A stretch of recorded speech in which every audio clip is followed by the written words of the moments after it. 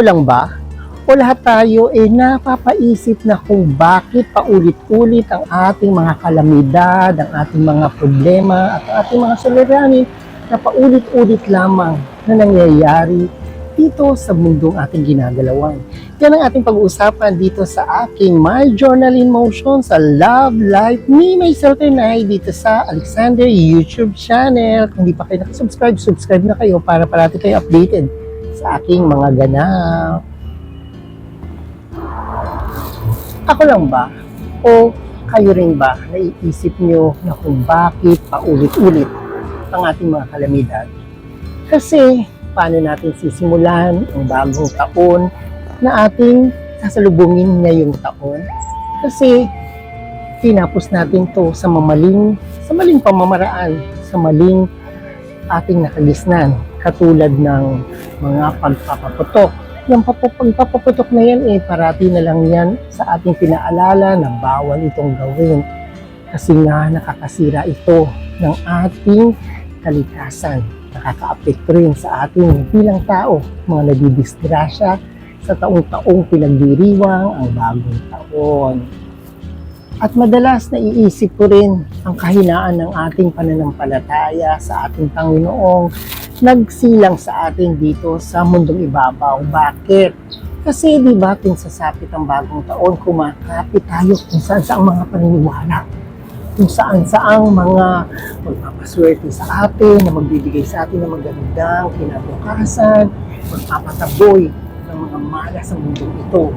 Diba, sa paniniwala natin sa mga bilog-bilog ng mga prutas, sa mga pagkain malalagkit, nagsisimbolo daw to ng swerte. Nagsisimbolo daw ang malagkit na pagkain na magiging isa tayo, yung magiging malapit tayo sa isa't isa sa ating pamilya. Diba, the family prays together, stick together. Yun lang, diba, ang panalangin ang siyang magbibigay sa atin, sa ating pamilya, para tayo magmahalan sa mundong ibabaw. Doon naman sa paputok, hindi ba? Nag-aalis daw ito ng malas, nag-aalis daw ito ng mga masamang espiritu. Ang panalangin lang, mismo ang Panginoon na nagpalayas ng maraming mga masamang espiritu. Kaya doon lang lumalaylay na yung ating paniniwala at ang pananalig natin sa Poong May Kapal. Siya lamang ang ating paniniwalaan at sasambahin sa mundong ito. Hindi ang mga prutas, hindi ang mga paputok na ating nakalis ng tradisyon sa mundong ibabaw. At parating natin pagkakatandaan, ang mga paalala ay nakakabingi. Kaya hindi natin ito nasusunod. Hindi naman natin sinindihan to katulad ng paputok para tayo mabingi at maapektuhan. Kundi ang mga paalala ang siyang naggagabay sa atin dito sa mundong ibabaw para danasin natin o makamtam natin ang mga sarili nating magagandang halimbawa na ating natutunan sa ating Panginoon.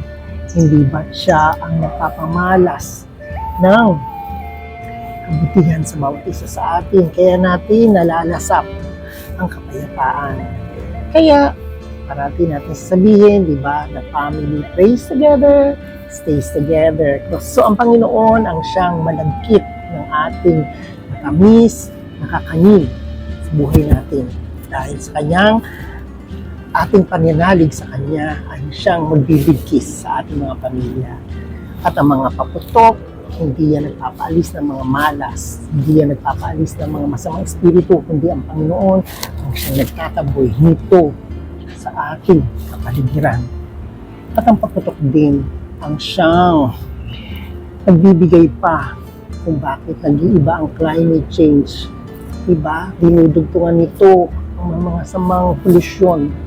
Kaya tayo dumaranas ng paulit-ulit na mga trahedya, bagyo, makalamidad dahil sa mga polusyong dulot ng paputok. Kaya iwasan na natin ito. Kaya minsan hindi sapat ang pagpapaalala, kundi minsan tayo na mismo ang magpursige na alisin na natin ito sa ating mga tradisyon. Hindi naman masama, nasalubungin natin ito ng maraming pasasalamat at gabay na panalangin sa ating buong may kapal. Tandaan, ang Panginoon lamang ang siyang nagbibigay sa atin para tayo magmahalan. At siya rin ang tumataboy ng mga malas, mga masamang elemento dito sa mundong ibabaw. Ayan lang ang aking may share sa inyo. Kaya Happy New Year! Naway damhin natin ang papasok na bagong taon para makamtan na natin ang tamang kapayapaan, pagmamahalan at kasaganahan na ating nararanasan sa mundong ibabaw kasi hindi natin ito nabibigyan ng tamang solusyon. Kaya paulit-ulit natin itong pinagdaraanan. Kaya dapat bigyan natin tuon na ang Panginoon lamang ang siyang gagabay sa atin para ang mga ito ay masolusyonan ng nararapat para sa atin. Ang mga suliranin at ang mga trahedya, ang mga kalamidad na paulit-ulit dahil hindi natin ginagampanan ang tamang paraan para maitawid natin ang mundong ibabaw ng naayon sa ating nilikhang Panginoon.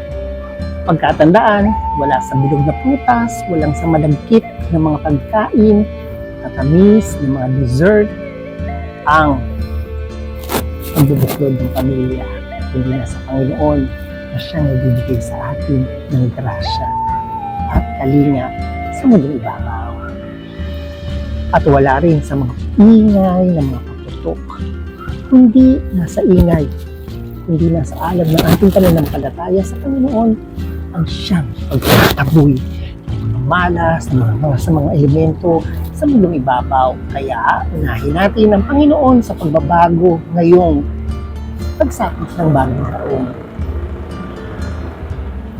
O ayan, wala na naman ako yaman na sa inyo maibibigay, pero meron ako munting kaalaman na sa inyo na-share para kahit papaano ang buhay natin dito sa mundong kay gulo ay gumaangga-anggaan. O ayan. Thank you for watching and God bless. Manigong bagong taon para sa ating lahat. And thank you for watching and please subscribe and comment and share to my video. And God bless.